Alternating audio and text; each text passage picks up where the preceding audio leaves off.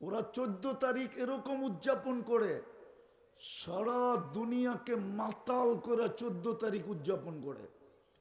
জিজ্ঞেস করেন ওদেরকে, শুধু ফুল দেয় না, হোটেলে খাওয়ায়, পার্সেল দেয়। WHO চিনেন? বিশ্ব স্বাস্থ্য সংস্থা যদি বলতো যে কলিজা বুনা করে দিলে তুমি মরবে না, তো ওরা কলিজা পর্যন্ত বুনা করে বাড়ি দিয়া দিত, যাতে একবার জীবনে লেখা দেয় I.U। কোনো মেয়ে ওদেরকে লেখা দেয় আমি তোমাকে ভালোবাসি, ওরা তো কলিজা দিয়ে দিত। আমার দেশের মতো তো আমি মাতাল হইতে দেখি নাই। আমি নিউ ইয়র্কে 14 তারিখ দেখছি।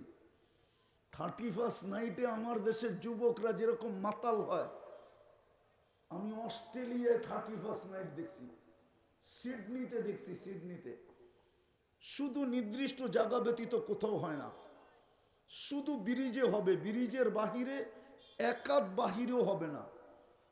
কিন্তু বাংলাদেশের তো প্রত্যেকটা গ্রামে গঞ্জে এরকম কোনো বাড়ি নাই, এরকম কোনো বাড়ির ছাদ নাই যেখানে 31st নাইট উদযাপিত না হয়। কেন ওরা আসক্ত? আলহামদুলিল্লাহ, আলহামদুলিল্লাহিল্লাযী খালাকাল খালাইকা বিইরাদাতিহি ওয়া দাহাল আরদা বিমাশিয়াতিহি ওয়া রাফা'আস সামা বিগাইরি আমাদিন বিকুদরাতিহি।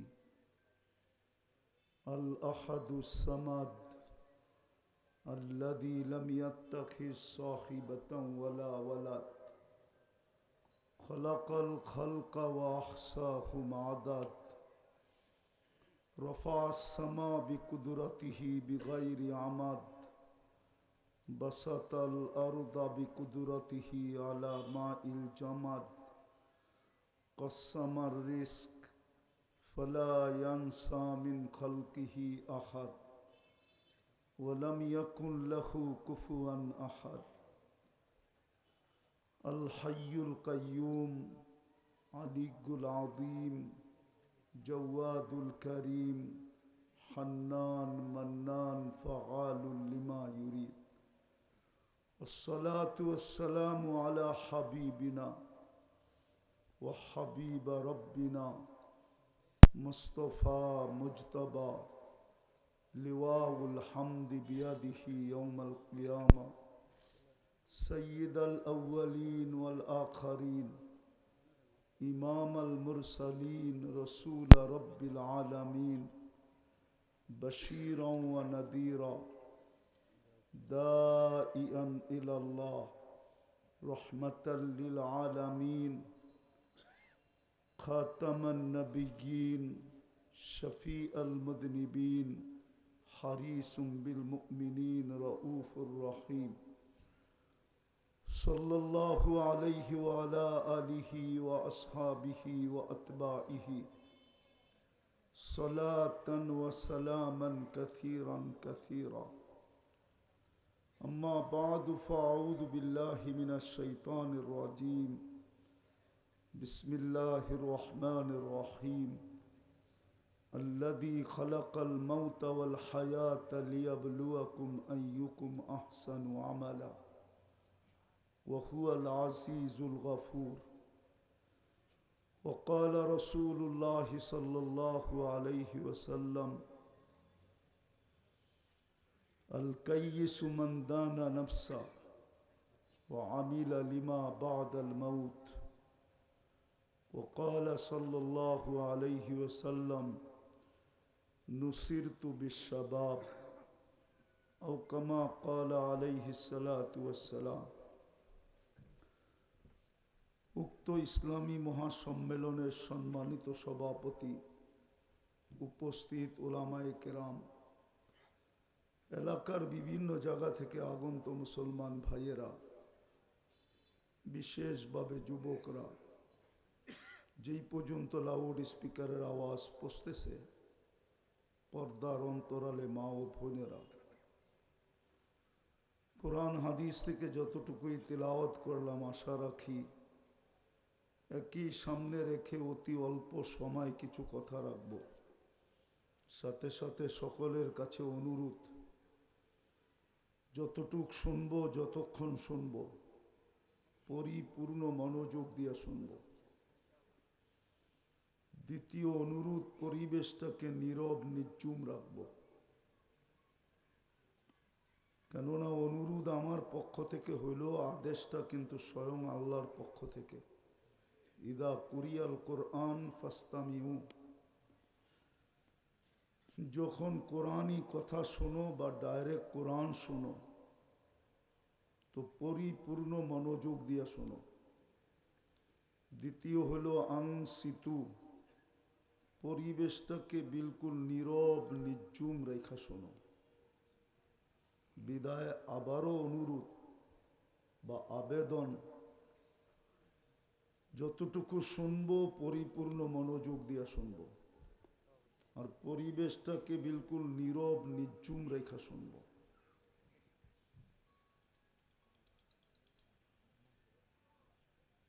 মানুষের জীবনের পুরাটা সময়ই মূল্যবান।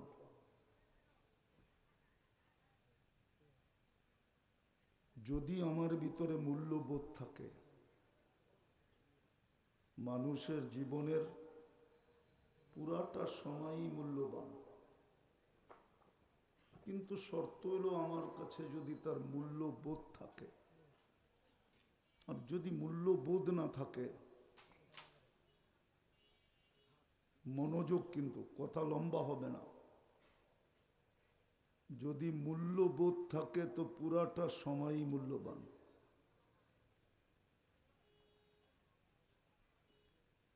শুধু শিশুকালটা ব্যতীত, কেননা শিশুদের থেকে কলম উঠানো, রফিয়াল কলম সবই হাত্তা ইয়াবলুক। আস্তে আস্তে হবে, আস্তে আস্তে। আমারও তো লাউড স্পিকার আছে, কোরআনে স্পিকার দিয়ে শোনার কথা বলে নাই, মনোযোগ দিয়ে শোনার কথা বলছে। বিদায় হজে ১৬ লক্ষ সাহাবা ছিলেন, ওইখানে কোন কোম্পানির লাউড স্পিকার ছিল? যুক্তি দিয়া বুঝান আমাকে। কোন কোম্পানির লাউড স্পিকার ছিল? দুনিয়ার কোন ব্যক্তি আছে বলতে পারবে যে সাহাবারা আল্লাহ রসুলের কথা শুনেন নাই? মনোযোগ ছিল। এখন আমরা স্পিকার নির্ভরশীল, স্পিকারের আওয়াজের উপরে নির্ভর করি, মনোযোগের উপরে নির্ভর করি না। যার কারণেই তো কথা দিলে লাগে না। নইলে মুসলমানের এই দুরবস্থা হবে কেন? আমি আলোচ্য বিষয়ের থেকে সরে গেলাম। এই দুরবস্থা মুসলমানদের হবে কেন? ২৫০ কোটি মুসলমান দুনিয়াতে, ৬০টা মুসলিম দেশ, দুনিয়ার 70% সম্পদ তো মুসলমানের পায়ের নিচে। গুগলে যে সার্চ দিয়ে দেখেন, দুনিয়ার সবচেয়ে বড় কারেন্সি মুসলমানের কাছে। কুয়েতের চেয়ে বড় কারেন্সি কারো কাছে নাই, বাহরাইনের চেয়ে বড় কারেন্সি কারো কাছে নাই, ওমানের চেয়ে বড় কারেন্সি কারো কাছে নাই, ব্রুনাইয়ের চেয়ে বড় কারেন্সি কারো কাছে নাই। দুনিয়ার সবচেয়ে বেশি পোশাক মুসলমান ব্যবহার করে, কাপড় চোপড়। মুসলমান চেয়ে বেশি কাপড় চোপড় কেউ ব্যবহার করে না। প্রমাণ দিব গুগল থেকে বাহির করা। এখানে তো বেশিরভাগ নেতৃস্থানীয় লোক আছে, সবার হাতে অ্যান্ড্রয়েড সেট আছে, সবার কাছে ইন্টারনেটের সংযোগ আছে। এখনই সার্চ দিয়ে দেখুক না, বিল গেটসের একটা প্যান্টের দাম কত, আর আমাদের বিত্তবানদের এক একটা পাঞ্জাবির দাম কত, পোশাকের দাম কত। এখন সার্চ দেখ, এখন সার্চ দিয়ে দেখো বিল গেটসের একটা প্যান্টের দাম কত, একটা শার্টের দাম কত, গুগলে দেওয়া আছে। আমেরিকার ডলার এত বড়, ট্রাম্প এত ধনী, ওর তো একটা গাড়িও নাই 24 ক্যারেট সোনায় মোড়ানো। দুবার যুবরাজের তো একাধিক গাড়ি আছে, 24 ক্যারেট সোনায় মোড়ানো। এই দুরবস্থা কেন মুসলমানদের? মুসলমানদের চেয়ে বেশি প্রসাধনী তো কেউ ব্যবহার করে না। মুসলমানদের চেয়ে ব্র্যান্ড দুনিয়ার কেউ ব্যবহার করে না।